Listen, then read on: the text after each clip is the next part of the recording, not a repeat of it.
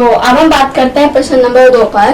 प्रश्न नंबर 2 में पूछा गया है किसी फ्लाइट ओवर की त्रिभुजाकार दीवार को विज्ञापनों के लिए प्रयोग किया जाता है।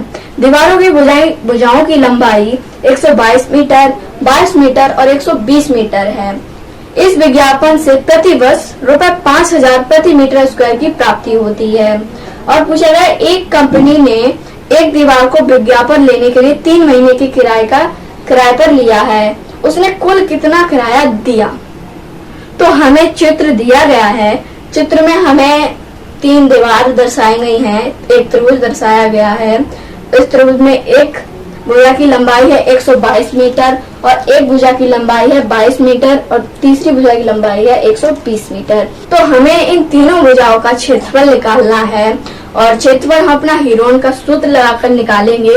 उसके बाद हम उसका किराया निकालेंगे। तो सबसे पहले हम चित्र बनाएंगे। ठीक है, तो हमने यहाँ पर एक त्रिभुज बना लिया है। एक भुजा की माप है 122 मीटर, दूसरी की है 22 मीटर और तीसरी की है 120 मीटर। ठीक है, तो हमें इस त्रिभुज का क्षेत्रफल निकालना है हीरोन का सूत्र का प्रयोग करके। तो हम सबसे पहले S निकालेंगे। तो S हमारा होता है 122 मीटर प्लस 22 प्लस 120 अपॉन 2। इनको जोड़ेंगे हमारा आएगा। तो हम इसको एरिया निकालेंगे। तो एरिया बराबर हम लिखेंगे अंडर रूट। तो इसको हम डायरेक्ट कर सकते हैं। 132 का हम डायरेक्ट ज्यादा लिखकर नहीं डायरेक्ट लिखेंगे। 132 में से जब 122 जाएंगे तो हमारे 10 बचेंगे और जब 132 में से 22 जाएंगे तो हमारे 110 बचेंगे और जब 132 में से 120 जाएंगे तो हमारे 12 बचेंगे। अब हम इनके अभाज्य गुणनखंड कर लेते हैं। ठीक है, तो हमारे अभाज्य गुणन आ गए 2 2 3 11 2 5 2 5 11 2 3 2। ठीक है, तो हमारे अभाज्य गुणनखंड आ चुके हैं। तो अब हम इनके ग्रुप बनाएंगे और उनको बाहर निकालेंगे। ग्रुप इसलिए बनाएंगे क्योंकि हमारे अंडर रूट है, तो ग्रुप बनाकर निकालेंगे तो हमारे ज्यादा आसानी होगी प्रश्न का आंसर निकालने में। तो हम सबसे पहले 2 का लिख लेंगे ग्रुप। 2 इंटू 3 का कहीं नंबर है, ये रहा 3 इंटू 11 11 11 इंटू 2 2 2 इंटू 5 5 5 इंटू 2 2। ठीक है, तो हमें यहाँ पर सब निकल आया। हमारा कुछ भी ऐसा कोई भी हमारा अंक नहीं बचा है जो अंदर हो।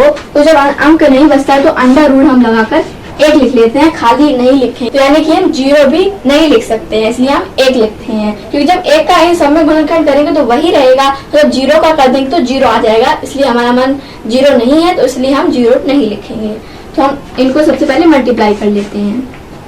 तो इन सबका मल्टीप्लाई हमारा आ चुका है 1320 मीटर स्क्वायर।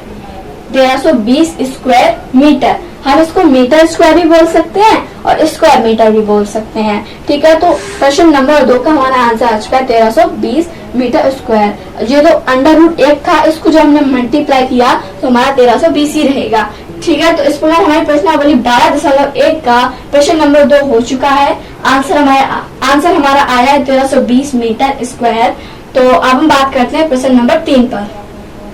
तो फ्रेंड्स, अब हम बात करते हैं प्रश्न नंबर 3 में। प्रश्न नंबर 3 में पूछा गया है कि किसी पार्क में एक फिसल पट्टी बनाई हुई है। इसकी पार्श्वीय दीवारों में से एक दीवार पर किसी रंग से पेंट किया गया है और उस दीवार का पार्क हरा भरा और साफ रखिए लिखा हुआ है। और यदि इस दीवार की विमाएं 15 मीटर, 11 मीटर और 6 मीटर हैं, तो रंग में पेंट हुए भाग का क्षेत्रफल ज्ञात कीजिए।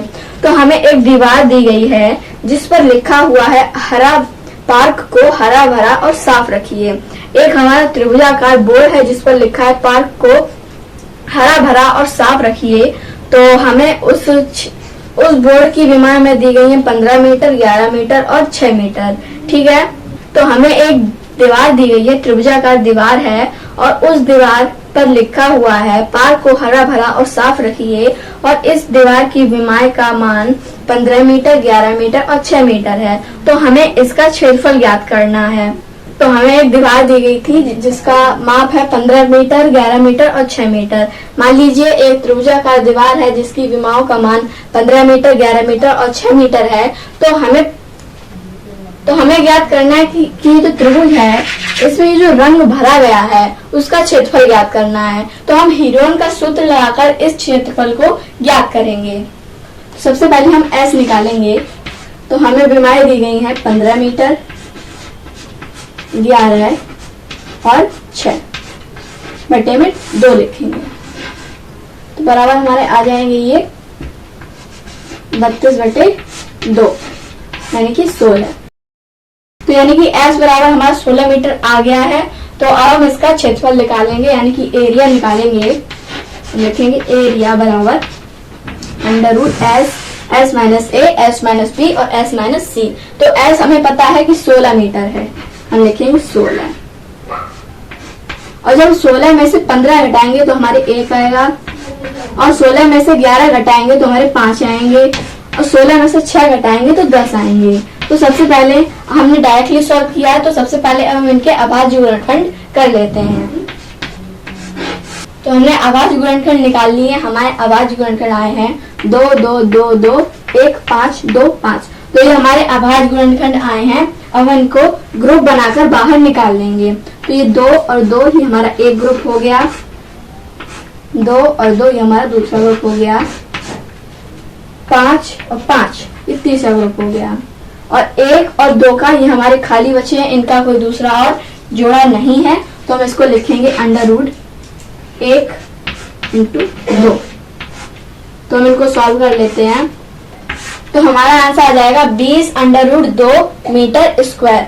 ठीक है, हमने इसको सॉल्व किया तो हमारा मल्टीप्लाई होकर आ गया 20 मीटर स्क्वायर, और अंडर रूट में 1 × 2 था तो 2 को 1 से मल्टीप्लाई किया तो हमारा 2 मीटर स्क्वायर आ गया है। तो इस प्रकार हमारा प्रश्न नंबर 3 हो गया है। अब हम बात करते हैं प्रश्न नंबर 4 पर।